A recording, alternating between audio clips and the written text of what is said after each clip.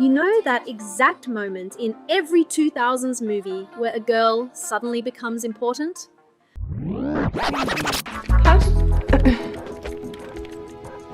Are you wearing the Chanel boots? Yeah, I am. Growing up, we all thought these scenes were the ultimate flex. But if you actually re-watch them today, it's kind of wild what Hollywood was actually telling us. Guys, she's got glasses and a ponytail. Oh, look at that. She's got paint on her overalls. What is that? Guys, there's no way she could be prom queen. Like, notice how every single time a girl gets a glow up, she doesn't actually gain anything, she just loses her personality. Her art, her job, her comfort, all treated like embarrassing flaws she has to scrub away just to get a guy to look at her. How do we all sit there watching this as kids and genuinely believe that losing yourself was the ultimate win? Look, I want to be fair here. I totally get why we fell for this formula hook, line, and sinker as kids. Makeover montages were literally engineered in a Hollywood lab to deliver an immediate hit of pure dopamine. They had a whole cinematic formula perfected down to a science. First, you get the upbeat 2000s pop anthem blasting through the speakers. Then comes the frantic montage of wax strips, flat irons, makeup brushes, and designer shopping bags flying across the screen. Finally, you get the grand finale, the slow-motion reveal walk. The camera starts at her brand new shoes, pans all the way up to her glossy lips, and then cuts straight to the mean girls in the hallway choking on their iced coffees. It felt good to watch. It felt like the ultimate underdog revenge fantasy. We were sold this warm, comforting narrative that a movie makeover was about self-care, self-discovery, and stepping into your power. A triumphant before and after journey where the awkward, invisible girl finally got the spotlight she deserved. But if you actually pause the movie right before the makeover starts and take a real look at the before versions of these women, you realize something insane. None of these characters actually needed saving. Take Lainey Boggs in She's All That. Before the school's popular jackass decides to turn her into a secret bet, Lainey is a deeply passionate, politically conscious artist who spends her free time painting in her studio, thinking about real-world issues and minding her own business. Look at Mia Thermopolis in The Princess Diaries. She's a quirky, creative teenager who loves debate, cares deeply about her small circle of friends, and spends her weekends hanging out in her converted San Francisco firehouse. She has individuality oozing from every corner of her life. Or look at Gracie Hart in Miss Congeniality. She is an exceptionally capable FBI agent who routinely puts her life on the line to solve federal cases. She wears comfortable suits and eats junk food at her desk because she's too busy solving crimes to care about shallow beauty standards. None of these women were broken. None of them were failing at life. But because they didn't perform hyper-femininity for the people around them, the movies treated them like social biohazards that needed to be sanitized before earning basic human respect. To understand how absurd this trope was, look at the visual shorthand Hollywood relied on for over a decade. Studio heads would cast a literal supermodel or a drop-dead gorgeous actress like Anne Hathaway, Rachel Lee Cook, or Sandra Bullock and run a three-step protocol. Put them in wire-rimmed glasses, give them frizzy hair or a loose ponytail, and slap paint on their overalls. Boom! Suddenly, according to movie logic, this woman is an absolute eyesore that people actively recoil from in the hallway. In The Princess Diaries, the movie goes out of its way to treat Mia's natural physical state as a literal tragedy.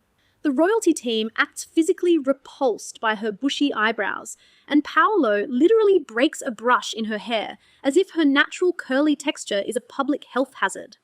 We all quietly went along with this visual lie as kids, but think about what it actually communicates. If a woman's hair has natural texture, or if she wears glasses to, see, or if she dresses for physical comfort while pursuing her craft, she is automatically coded as defective. Intellect, comfort, and natural physical traits were explicitly framed as social flaws that must be eradicated. Which brings us to the transformation scene itself, and who it's actually created for.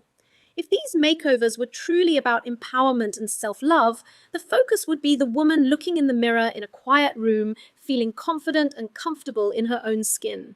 Instead, the reveal is almost always shot as a public spectacle engineered specifically for male validation. Think about Lainey walking down the stairs in She's All That. The camera isn't tracking Lainey's internal emotional state, it's tracking Zach's jaw dropping. The guy who made a bet to turn her into a prom queen suddenly sees her worth. Why? Not because she gained a new skill, wrote a better essay, or developed a sharper mind. Her worth was unlocked solely because she took off her glasses, straightened her hair, squeezed into a short red dress, and became visually palatable to the male gaze. We see the exact same thing in Miss Congeniality. Gracie Hart saves lives for a living, but her colleague Eric treats her with zero romantic or personal respect throughout the entire first act. It's only when she steps out of a hangar in a bandaged dress with a team of stylists fixing her hair in slow motion that Eric suddenly stammers, You're a girl." Her professional competence and bravery meant practically nothing until her body was packaged for men. When movies wanted to push this trope even further, they made it explicit that a woman had to actively suppress her brain just to fit into society. In The House Bunny, when a former Playboy bunny takes over a sorority of brilliant, eccentric college women, the movie treats their intellect as a social handicap. Her solution isn't building their confidence, it's teaching them how to lower their voices, drop their posture, stare blankly at men, and repeat back whatever a guy says so they don't intimidate him. They literally have to pretend to be brainless dolls just to get invited to parties. We see the toxic extreme of this in Mean Girls. Katie Heron arrives at high school as a brilliant math nerd who couldn't care less about social hierarchies. But to fit in with the plastics, she undergoes a full social and physical makeover. She trades her comfortable flannel shirts for lip gloss and tiny skirts. But more importantly, she starts intentionally failing math class so a boy will talk to her. Her social elevation directly requires the death of her intellect. And this wasn't just in teen comedies, it completely dominated workplace stories too. Look at The Devil Wears Prada. When Andy Sachs gets hired at Runway, she approaches fashion with a totally reasonable stance. She views clothes as a functional necessity, not a religion. She has a degree, a work ethic, and big journalism goals. But the narrative of the movie constantly punishes her for not caring about high fashion. So Andy breaks down and gets a full-scale corporate makeover. She gets Chanel boots, designer coats, and flawless makeup. And suddenly her toxic boss starts respecting her. On the surface, it looks like a story about adapting to win. But Andy's makeover isn't empowerment, it's total corporate assimilation. To succeed, she has to shrink her body into sample sizes, isolate herself from her real friends, and surrender her personal ethics to feed a superficial corporate hierarchy.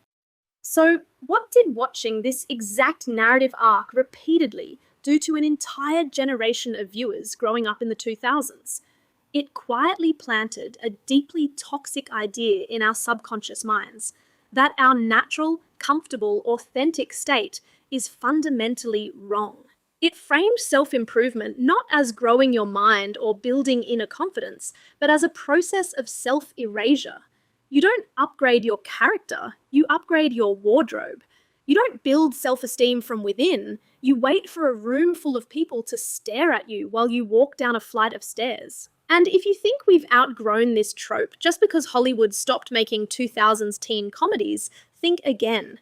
We didn't eliminate the makeover trope, we just decentralized it. We swapped 90-minute movie makeovers for 15-second TikTok glow-up guides, clean girl aesthetic tutorials, looks maxing advice, and endless self-optimization trends. The packaging changed, but the core psychological message remains identical. You are only allowed to exist, succeed, and be celebrated in public once you've sanitized everything that makes you unique. When you look back at these iconic movies today with adult eyes, the real tragedy isn't that these characters got makeovers. The real tragedy is that the original, unsanitized versions of these women, the passionate artist covered in paint, the quirky firehouse girl, the dedicated FBI agent, the math genius, and the ambitious writer who prioritized her mind over her boots were already the most interesting people in the room. Hollywood spent an entire era trying to convince us that losing yourself to fit in was the ultimate win. But rewatching them today, you realize the truth. The real flex was always having the courage to refuse to change in the first place.